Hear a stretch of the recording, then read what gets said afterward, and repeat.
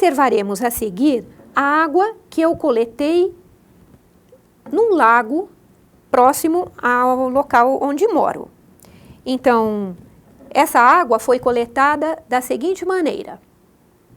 Com uma caneca de plástico, foi retirado água próximo do fundo, trazendo também material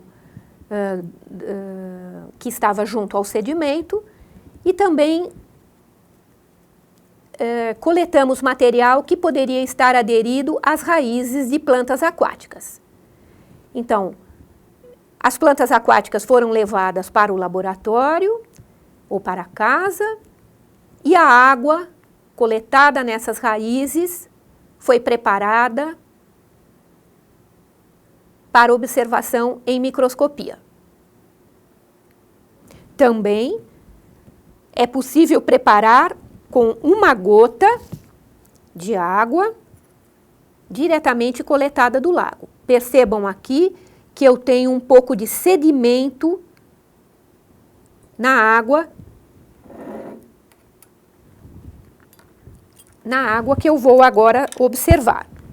Ela pode ser coberta com a lamínula e também observada ao microscópio. Que tipo de organismos, então, nós podemos observar nessas gotas d'água? Microalgas verdes, que são componentes do fitoplâncton, Cosmarium, essas que vocês estão observando agora, algas filamentosas, com células bastante alongadas e geralmente com um único cloroplasto em placa, colônias de Cenedesmus, no caso aí com 4 células, diatomácea pennata. As diatomáceas são um importante grupo de protista que apresenta uma enorme diversidade. Elas têm carapaça ou parede silicosa com aspectos bastante diferentes. Podemos também observar organismos unicelulares que fazem parte do zooplâncton, ou seja, heterótrofos, que não fazem fotossíntese e que se alimentam de matéria orgânica em decomposição, como o caso dessa ameba, por exemplo. Notem que ela emite pseudópodes, que são projeções que se movimentam em direção ao alimento.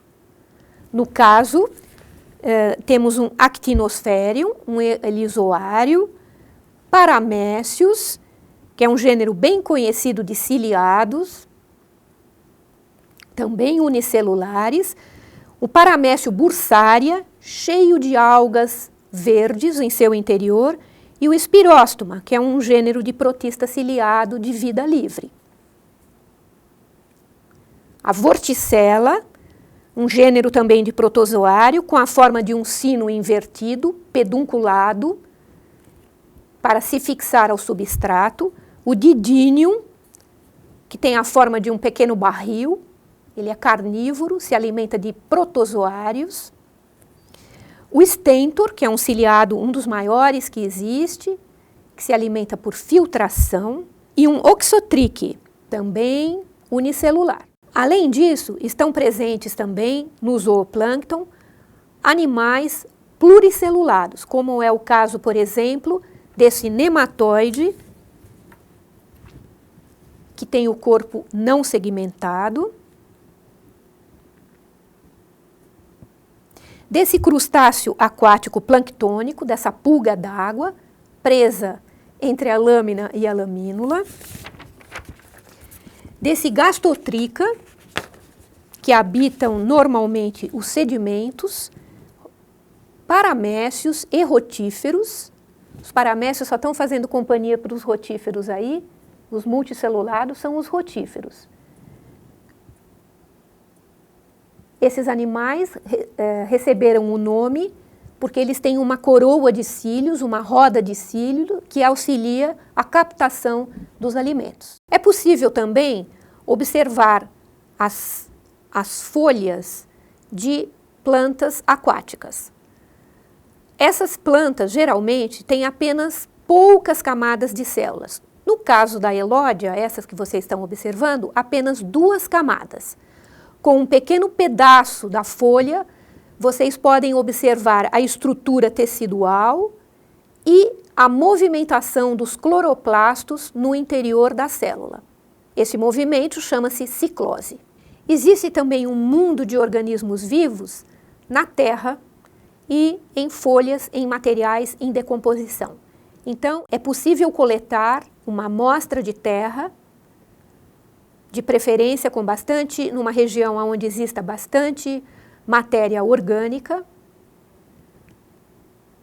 Essa terra é colocada em um vidro de palmito, as folhas também são colocadas nesse vidro de palmito, que são, então, posteriormente, preenchidos com um pouco de água e deixados repousar de 2 a 3 dias. Depois desse tempo, essa água pode ser usada para preparações. Os musgos também são excelente material para serem analisados. Eles podem ser coletados de troncos de árvore, de áreas verdes em muros ou próximos a lugares bastante úmidos. São colocados sobre uma lâmina com um pouco de água. Em seguida, uma pequena estrutura, um cauloide, é colocado sobre uma gota de água, coberto com uma lamínula e levado ao microscópio para ser observado. É claro que isso que foi mostrado para vocês é apenas uma pequena amostra do que pode ser encontrado na natureza. Vocês podem fazer uma busca muito mais profunda, vocês podem coletar material do mar também, como está mostrado no manual. E, não sabendo do que se trata, vocês podem buscar na internet por palavras-chave como unicelulares, protozoários, micro-organismos, protistas, algas, ciliados e assim por diante. Essas palavras-chave abrirão uma porta da grande diversidade existente dentro de cada um desses grupos. Então, é dar asas à imaginação e conhecer esse maravilhoso mundo diverso dos micro-organismos.